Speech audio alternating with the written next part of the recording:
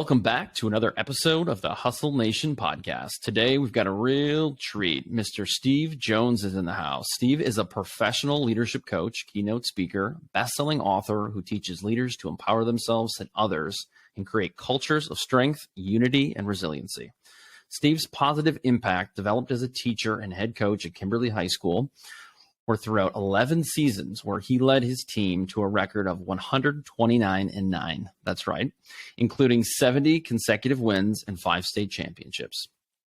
Steve's winning formula is now captivating Fortune 500 companies, professional sports organizations, and competitive leaders looking to inspire successful teams.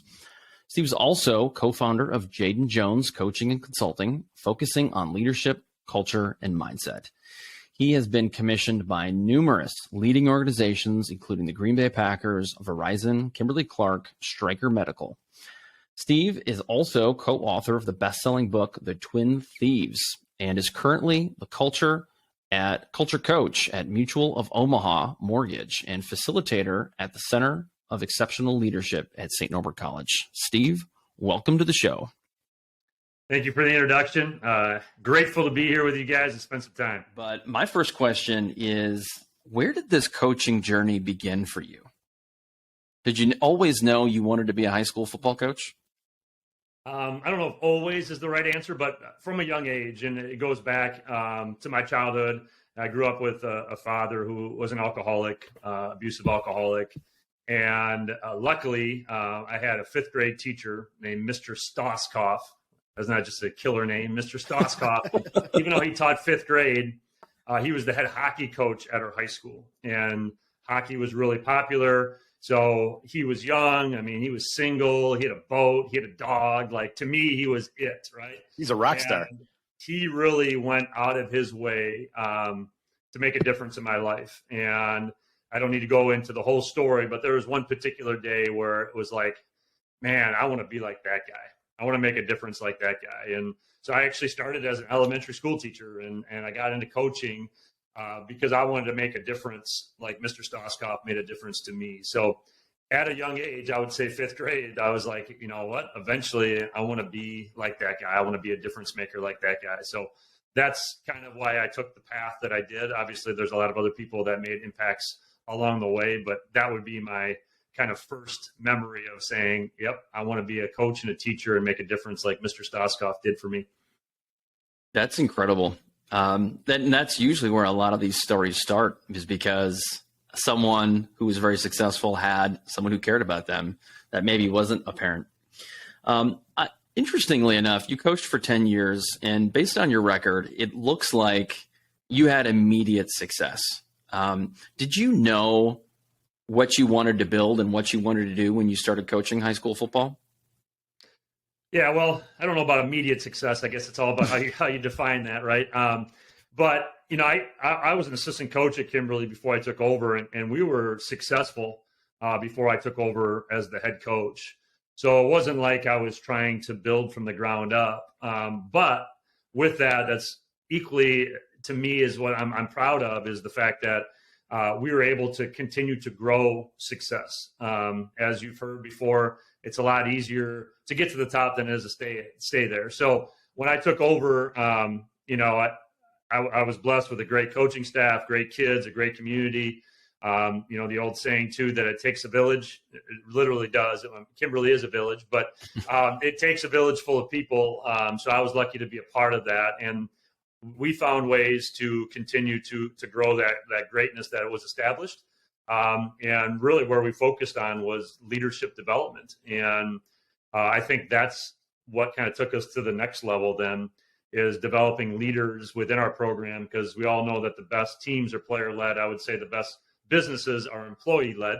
And I think that leadership development program in our football program helped elevate us even more and allowed us to have some of the successes that you mentioned earlier, the 70-game win streak, the 5 straight state championships. That was because those teams were truly player-led. So that was the vision of how do we take a program that's already really good and established, and how do we make it even better? And we did that through leadership, obviously a number of other things, but that was, I think, a key area that helped us continue to grow that greatness that was already established. Steve, when you look at, so many high school teams, there's so many teams that are not, they're certainly not talking about leadership development, right? It's X's and O's and here's our strategy and things like that. As you came in and started to focus more on leadership development, I'm curious, what was the response initially, right? Because that's certainly thinking outside the box relative to the way most programs are run. What was that response initially? Because to your point, there was success prior, but to stay on top is a real issue. And, there's that risk when people have success. Well, let's just keep doing what we're doing. We're already successful. Why are we focusing on this now? Let's just focus on what we have been. Yeah, well, a couple things to that great question. First, how was it taken in, the idea of leadership development? Because it was new. We established something called a leadership council, which were kids that wanted to continue to grow as leaders, and we would teach them because a big thing about leadership, it's a skill, and just like any other skill, it needs to be taught, it needs to be trained. People need practice and feedback along the way, just like playing the piano, learning how to play guitar, shoot a free throw. It takes practice. And I never wanted to be the coach or the leader that said, hey, our leadership isn't very good, or we need more leaders. And I just kind of turn my back and I hope it happens. So when we started introducing this, I'm a firm believer in the 10-80-10 principle. So in life, there's about 10% of people that are going to love your ideas. They're going to go along with you. You're going to have about 80% that are indifferent. And you're going to have 10% that aren't going to like your ideas, that aren't going to like you for a variety of reasons. Sometimes they just don't like themselves and they need to project that out on other people. But you're always going to have the naysayers, right? And so we kind of had that. We had some people that were on board right away. We had a bunch of people that didn't really know what I was talking about or what this would look like. And it was my job to get them to, quote unquote, buy in or trust that this is going to be a great thing for them individually, and then for us collectively. And then, you're always going to have the naysayers. And the question is, in that journey, are you going to allow the energy vampires, the negaholics, the people that are addicted to negativity, are you going to allow that bottom 10% to kind of dictate your decisions in your journey?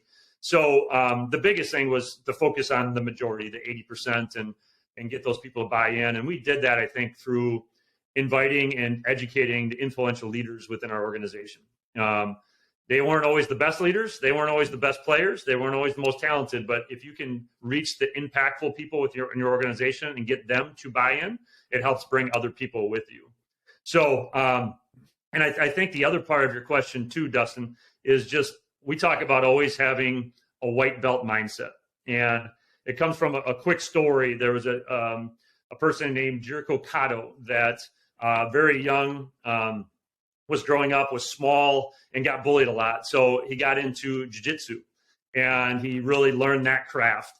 And then what he ended up doing is he wanted to expand jiu-jitsu with different holds and throws, and it wasn't within the framework of that. So he started his own sport called judo. And as you know, judo is an Olympic sport today. So judo started to catch on. So everything we know about the scoring system and the holds and the throws comes back to Cotto. And he was out spreading this and spreading the word of judo, and they were taking ships, and he ended up getting very ill, and everybody knew that he was going to pass, unfortunately. So he was on his deathbed, and all of his disciples and the people around him said, if you could have one wish, what would it be? And he said, I want to be buried in my white belt. Now, everybody's a little shocked because the guy deserved like 15 black belts to be buried in, but he wanted to be buried in his white belt. So they asked why. He said, I entered this world with a learner's mindset. In every situation I went to in my life, I came in as a learner. And my next stage in my journey, I want to enter that stage as a learner. So please bury me in my white belt.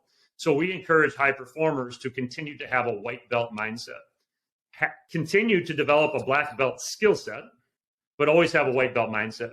So one thing that also helped us in our journey throughout our program is there was a lot of people within our program, coaches, our strength coaches, everybody that always had a white belt mindset. What can we continue to do to get better? Because as you mentioned earlier, there's a lot of people that say, well, this is the way we've always done it. That was one thing that we never said. We were continuing to develop. We had our core values and our core systems, but we were always looking for ways to get better, even in the midst of our 70-game win streak. That's awesome. That's excellent. I love that story. So one kind of follow up to that, as we look at, one of the things that kind of popped out to me when I was reading your book was relative to the work ethic that it takes. So one of the things we talk a lot about in Hustle is, everybody kind of wants the dream. Everybody wants the result. But so many people are hesitant or just don't know what it actually takes to have that success. And I think about, with your team and, also with your coaching, right? You're going into organizations that are in lots of different phases, and you had kids in lots of different phases. How did you kind of lay out the framework for them to, this is what it takes to win a championship. This is the behaviors it takes to win a championship. And are you in or are you out? Yeah, I mean, that was a daily kind of message, right? Because it can't just be a one-time thing, at the beginning of the year kickoff in your company or whatever, but it has to be continued, because ultimately it takes what it takes, right? So if I was going to hold an apple or a bag of Doritos up and say, which one is better for you? It's a simple answer, right? But when it comes down to the decision, are you willing to make the right decision time in and time out, right? Really simple, example. So it really does, when it comes down to, I think there's a lot of people that want to be great, but I don't know if there's a lot of people that are willing to do what it takes to be great day in and day out, make those decisions, be disciplined enough.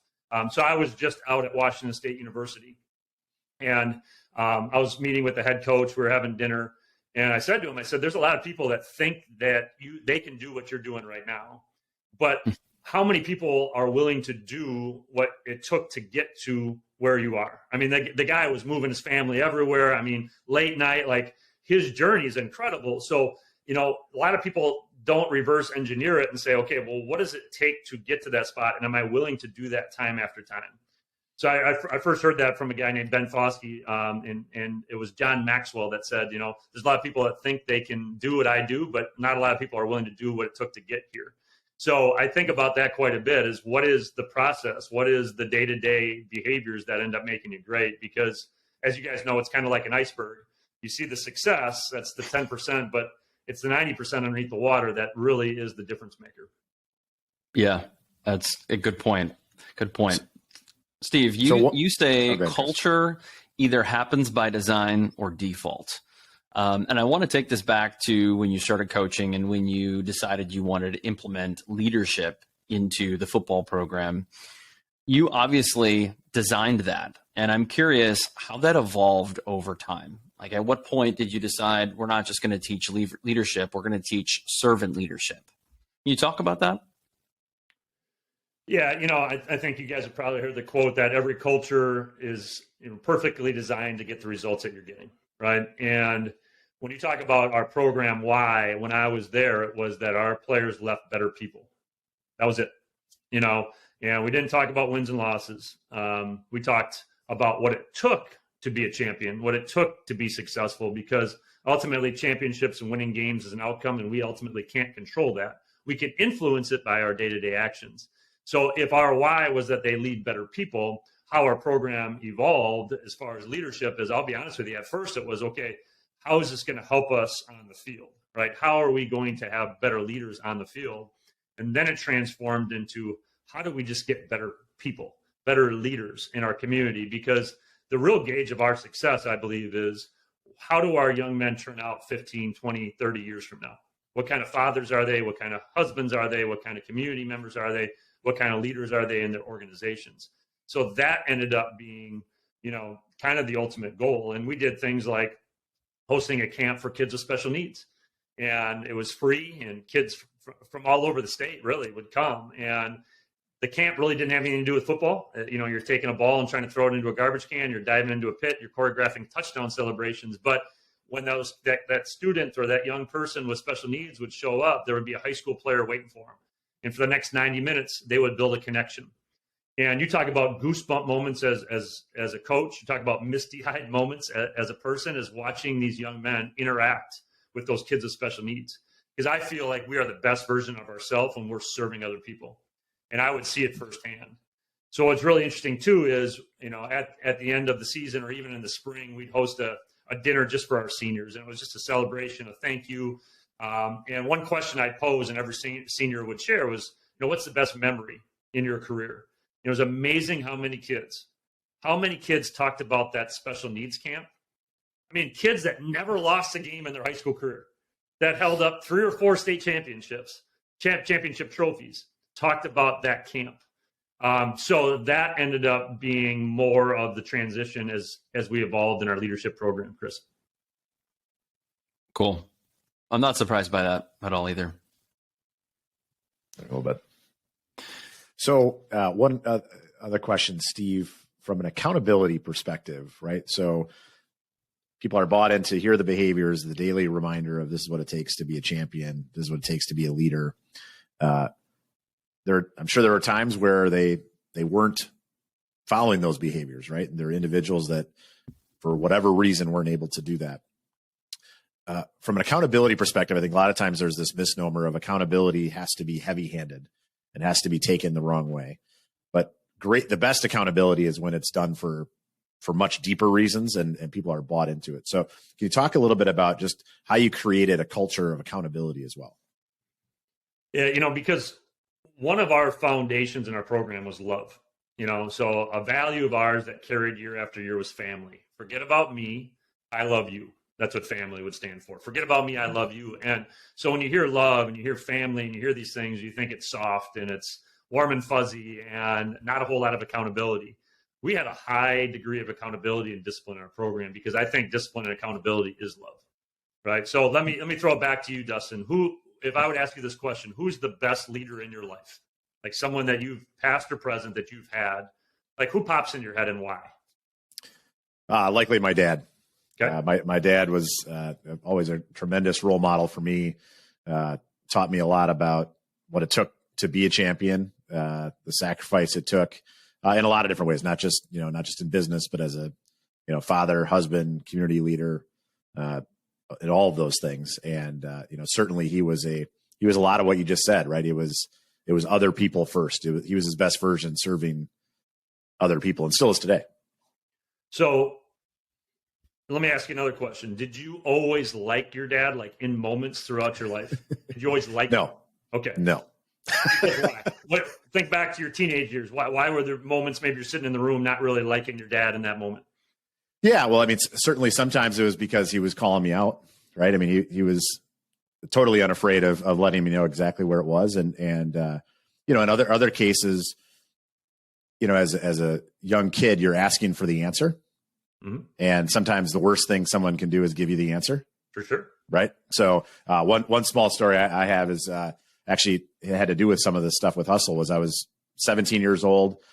He was very successful, and I'm thinking about college and my future and things like that. And I asked him, what does it take to be successful? And he was in doing his work, so he kind of pulls down what he was reading and looks over at me. And he's like, "Oh, that's easy, hard work." I'm like, "Okay, that's a BS answer. Like, give me I want to know what it actually takes."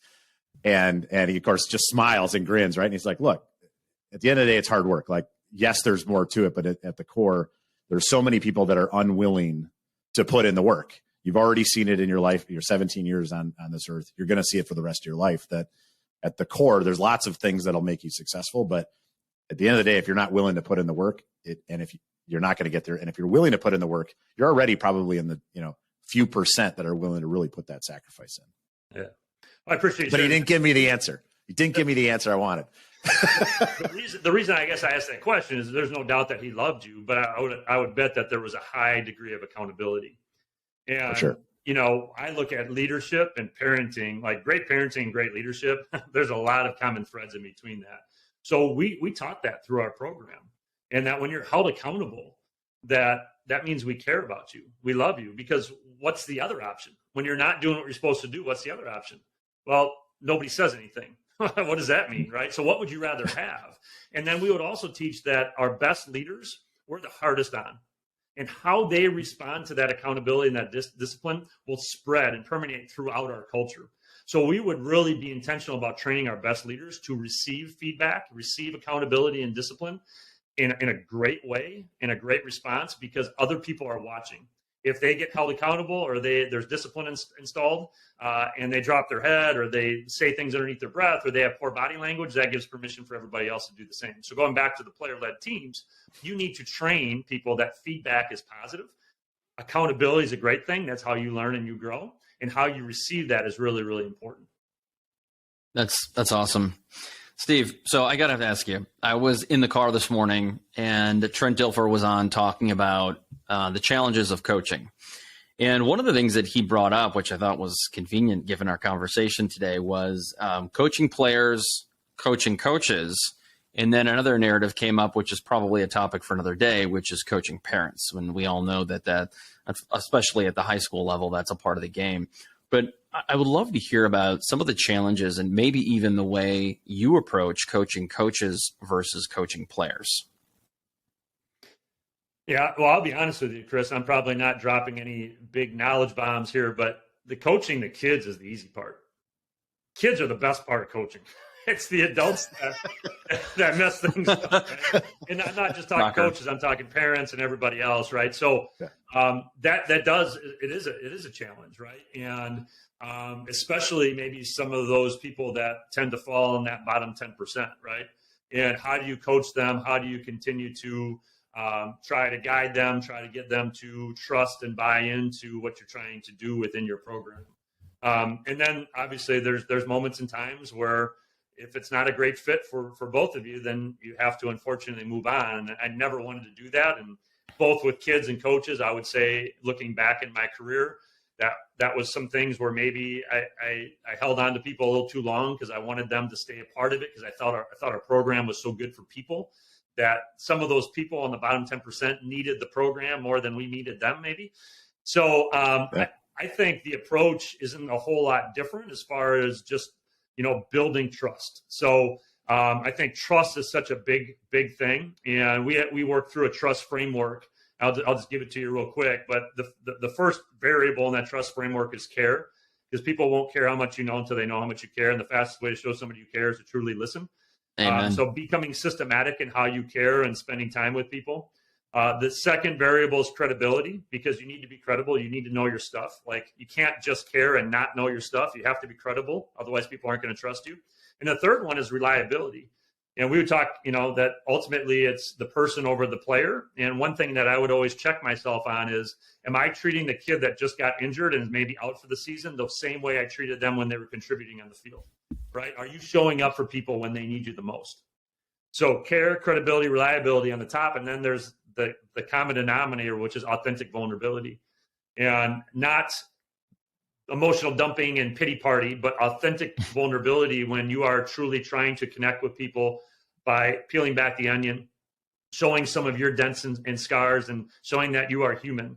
Because I think we've all had individuals that are leading us that maybe show they care or that they're credible or reliable when they're getting something from it, or you can just kind of see through people who are fake. So being your true authentic self is the common denominator. So I think looking back at that as building trust is so important in coaching coaches. And then it's about having that culture of having a white belt mindset. Like, we want coaches that have white belt mindsets and black belt skill sets. So it's about that hiring process on the front end too. Who are you bringing into your program? Because that is really, really important on a lot of different levels. Well, let's take that one step further. So you have a lot of kids who come into the program, young adults, as a freshman, and even if they're on the freshman team, they're still in this ecosystem that you're creating. And it could be very easy for a young adult who's 15, 16 to like, oh yeah, I've heard Steve's message before. Like, this is old news. But you've had a way over the years of having these slogans and these core values. The one I hear a lot is water it. How do you come up with a new phrase every year or a new message every year to keep these students on their toes, keep them engaged, keep them interested? Yeah, because I do think that's really important, Chris, is I don't care if it's kids or adults. You need to make sure that you are peppering with fresh information, fresh stories, fresh slogans. If you just keep saying the same thing and you don't put twists and turns on things, people stop listening. So I think great leaders have the ability to see around corners. And that's one thing that I would always try to do in the offseason and reflect and say, okay, what are some potential hangups? What does this particular team need? Because you talk about a high turnover rate. We have a high turnover rate in football, high school football, right? Usually we had 30 to 35 kids that would graduate, and we'd have about 60 sophomores enter our varsity program. And that's a big turnover rate. So knowing that particular group and being able to see around corners, and then also leaning on the leaders within the team and asking for feedback. So we would have, every Sunday I'd have our leadership council in, and I would just listen. Like, my job was sit on my hands, zip my lip, and just listen. And sometimes there was awkward moments of silence, but I wanted them to talk so I could learn about the group and then tailor the message and the story and the principle to what they need in the moment. Right. And one reason why Water the Bamboo, or Water It, is, I think, so effective is it provides hope in the process. So can I share the story real quick? Yeah, please. Yeah. So there's a type of bamboo farmer that plants the giant bamboo seed out in the field. So he buries it underneath the soil, and morning and night, he waters that soil, waters that seed underneath the soil. 30 days pass, 60 days pass, 90 days pass, a whole year passes, and nothing happens. He doesn't see anything. Second year, same thing. Another 365 days, still nothing. Third year, now people are coming up to him and saying, "What are you doing? There's nothing there. Move on, go do something else." But the bamboo farmer is patient and he's persistent. He continues to water the bamboo. So another 365 days pass, 3 whole years, still nothing. In the 4th year, the giant bamboo will explode through the soil and grow 90 feet in 60 days. So the bamboo was growing. It was just growing underneath the soil. It was forming such a deep and dense root system that it could absorb that type of explosive growth. But as you guys know, we live in a very instant gratification society, right? And we want to see things right away. Unfortunately, results are not microwavable, not all of them, and certainly relationships are not. So we talk about the Water the Bamboo a lot in our program, and we'll have seniors that will go down and talk to the freshmen and give specific examples of players that continued to water the bamboo, never gave up, came in as a freshman at 123 pounds, graduated at 225, was all state, right? Because they continued to water the bamboo, right? So how do we put a twist on that? Well, now we talk about aggressive patience. It's basically the same thing, but aggressive patience is, can you be aggressive in the process, but be patient in the results? Can you hustle day to day without seeing the benefits immediately? So it's the same concept, right? You just find different ways to express that same concept. That's awesome. I love that. Yeah. So when you think about that process, right? So that aggressive patience, right? From a behavior perspective, or maybe it's even a mindset perspective, how do you get somebody that is struggling with that, right? Maybe they're inconsistent. What are ways you've seen that you've been able to get through to people? Because to your point, we talk about kind of being unrelenting, right? Like, those that are successful, they don't just do it for a little bit, they do it for a really long time. And, there's so many people that we see give up when they're so darn close, because, one of the examples I give is, you're looking at a sprinter, right? Sprinter at the very last moment, stretches to break through that tape. Well, in life, you don't know where the finish line is, right? For whatever one of your goals, you don't know how close you really are. And so we see so many that they're giving up. And as a leader, you're looking at them saying, man, you're right there though. So how have you found, is there a story of someone maybe that was on that cusp, that was maybe on the brink of giving up, that you've been able to kind of break through? Yeah, I think a lot of it, to be honest with you, is consistent messaging, stories, examples, encouragement throughout, right? So there isn't like, if you just tell this one story, they're going to keep going, right? But it's very similar to coaching with aggressive patience, right? It's continuing to have hustle as a coach and a leader with those people that maybe are struggling, or maybe debating on whether giving up because they have now plateaued and they're doing everything they're supposed to be doing, but they're not seeing the immediate results, right? So how do we do that? And I'm not trying to duck your question, so I'll give you a specific thing. Again, I was just out watching state football, and we were talking about this. Right now, we're calling it the building season, right? And it's the stuff that they're waking up at 6 a.m. in the dark, training. It's cold outside. They're running, like they're doing this stuff, and they are going to hit some plateaus. So we encourage them. I talk to them about hunting the good stuff, right? Finding the positives.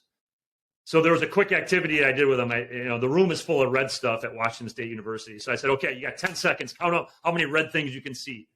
Go. And they started counting, right? And I had them stop. And I said, okay, how many do you see? 20, 40, 50, 60. And I said, how many blue things did you see? Well, none. Well, why? Because you weren't looking for them, right? And I think a lot of times, going back to your thing about mindset, a lot of times when we're in that journey, we're only focusing on the reds. Like we're only focusing on, oh, I'm working so hard, I'm not seeing the benefits. This is so hard. I'm sacrificing this and this and this. You're focusing on all the negatives, but what you don't sometimes stop to see is all the positives. Because although it may feel like a plateau, I guarantee there are some windows of positivity and growth that you need to find, right? So what this kind of looks like to me, I don't know about you guys, but like if I ever buy a new car or looking to buy a new car, and then you go on the highway and all of a sudden you see that car everywhere, where before you never saw it. Well, why? Because we started to understand, okay, well, that's in our brain. We're going to start looking for it. And now it was everywhere. It's the same thing with the good stuff. It's the same thing with your organization at McClone. It'd be really easy for your employees, Dustin, to walk in every day and find all the reds, right? Because they're everywhere. And as I told Washington State University, you know what? Blaming and complaining is the easiest thing to do. It takes zero talent, zero skill. Be different, right? Find the good. Amen. Hunt the good stuff, because that will give you motivation to continue to water the bamboo, practice aggressive patience. Steve, and this may be a repeat question because you've just given us so much gold so far, but I'm curious, now you're in a world where you're coaching a lot of leaders, a lot of adults over students. What is one common thread, or maybe a couple common threads, that you're seeing where you're like, if this leader would be more X, or if we could get you to here, that's where you're going to reach your pinnacle? What are you finding in those trends? Yeah, there's a lot, to be honest with you. And when I made this journey, right, and in my head, the little person voice, my inner critic is like, wow, that stuff worked in high school, but I don't know if it's going to work with, the likes of whoever, the Green Bay Packers or Verizon or whoever we've had the opportunity to work with. But it does. This stuff transfers regardless, because I think leadership is leadership. Culture is culture. Mindset's mindset. And I would say that the biggest thing is centered around, our book, The Twin Thieves, the fear of failure and the fear of judgment, right? And whether you are 14 or you're 40, you need to continue every day to make the choice to rise above the twin thieves, the fear of failure and fear of judgment. And if anybody says I don't have either of them, one, they're lying, or two, they're a psychopath. Like they don't have any emotion. Because I think everybody is dealing with it more so than ever in our society because of social media, right? So right now, what are people thinking about me listening to this, right? What am I doing a good enough job? Are they going to post something weird after I'm done, right? Are they going to make fun of me? Those are all things that go through your head as a healthy human being. Do you have the ability to, A, recognize it, 2, question your thoughts, and 3, rise above them? And I think that, to me, whether, again, you're a high schooler or you're a CEO of a Fortune 500 company, or you're a sports team or you're a Division I college football team, I think right now in our society, everybody is trying to figure out how to navigate those two things to become the best version of themselves. For sure. It's interesting. We talked in the past even about imposter syndrome, and that the same thing, right? That fear of judgment. And, it's really how you use it. Having a little bit of that isn't the end of the world, right? I mean, everybody has it, and it can fuel you in a lot of ways. But if it creates inaction, that's really where the problem is. And I think that's what you did so well in your book, is it's everybody's dealing with it. So just accept it, rise above it, understand how you can rise above it. And then you go after your goals, because it can be fuel to make you better at your craft, for sure. But don't make it create inaction. Correct. Yeah, I think fear can be a great thing short term.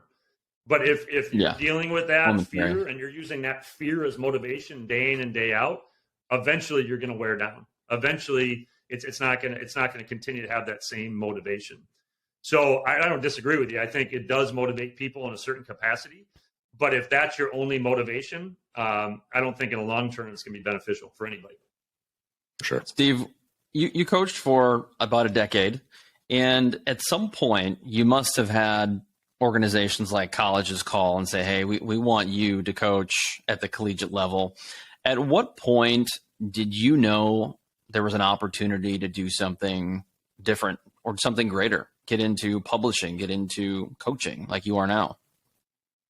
Yeah, I had some opportunities at the college level to be assistant, be a head coach. Some people reached out. As I mentioned earlier, I grew up basically without a father. So one of my goals in life is to be a good dad. And I didn't know if I could. I'm sure there's a lot of outstanding coaches and dads out there that can be on the road recruiting and doing all those things and putting all those hours in and still be a great dad. I don't think I could. So that was a big reason why I didn't go that direction.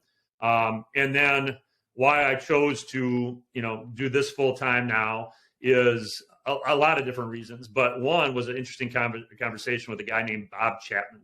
Bob Chapman is a really successful CEO.